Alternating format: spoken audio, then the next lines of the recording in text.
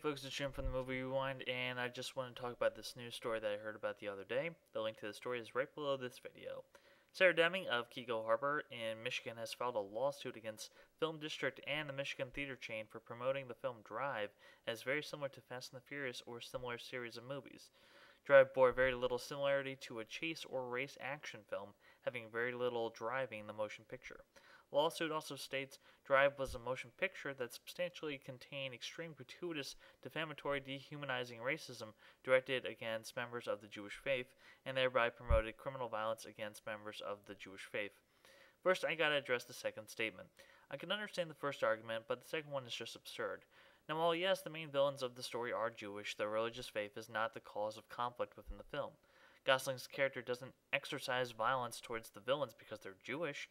Yes, there are some derogative comments made, but that hardly indicates that the film promotes violence towards the Jewish community.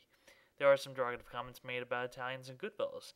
Does that mean that the film is promoting violence towards Italian Americans?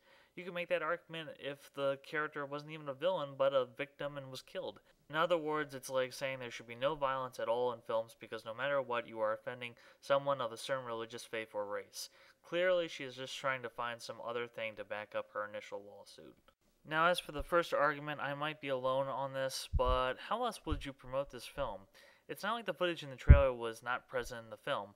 Also, the title Drive refers to the character's incredible drive to protect what he cares about.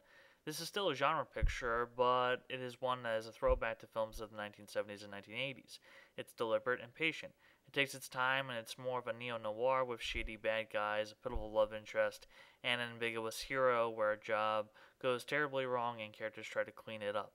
It relies more on atmosphere and style rather than just fast cuts and explosions.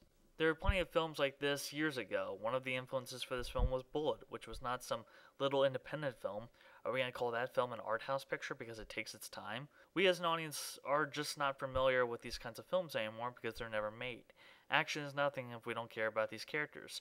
The love interest is the cause of the character's motivations, so we need to spend time to build that relationship. Personally, if I wasn't into movies, this could have been the film that got me into films. I can honestly see this as a film students will consistently study. As an audience, we are spoiled. Sadly, we live in a time of quick gratification where fast food and porn are too accessible. No one really wants to put in the effort, and it's all about getting off or delivering the action again and again as soon as possible. We already had Fast 5 this year. Why would we want more of the same thing? Critics and film buffs seem to divide with average moviegoers. The film holds a strong rating on sites such as Rotten Tomatoes and Metacritic due to the fact that it is a fairly different film than most movies today. Unfortunately, though, the film received a C- from CinemaScore, which is a survey of average moviegoers. So once again, why the division? 2,000 heists in this city. There was one particular TV spot where a character says 2,000 heists in this city, which is taken out of context, and because of that, I could see why people would think that this is the ultimate heist flick. Though if you ask me, this film is 10 times cooler than any Fast and the Furious flick will ever be due to its mood, style, LA night setting, and 80s touches. More importantly, why this flick? I mean, I can understand why she has chosen this flick, but really, this film turned out to be different than your usual cash grab, and we're gonna flame it for that? Really? I'm not entirely defending Tree of Life, but I remember hearing people asking for refunds because they didn't know what movie they were going into. And trust me, I can see why Tree of Life can be frustrating. Hell, even I thought it was frustrating at times. But Drive? With a little patience, that film delivers the goods. I don't really believe in suing a studio for misleading trailers, but what makes matters worse is that her argument for me is sadly predictable and boring. She might as well have said, I'm disappointed that the film wasn't the same thing I've seen again and again and again. I don't like different. Hell, I'd rather she have sued Film District for the violence instead.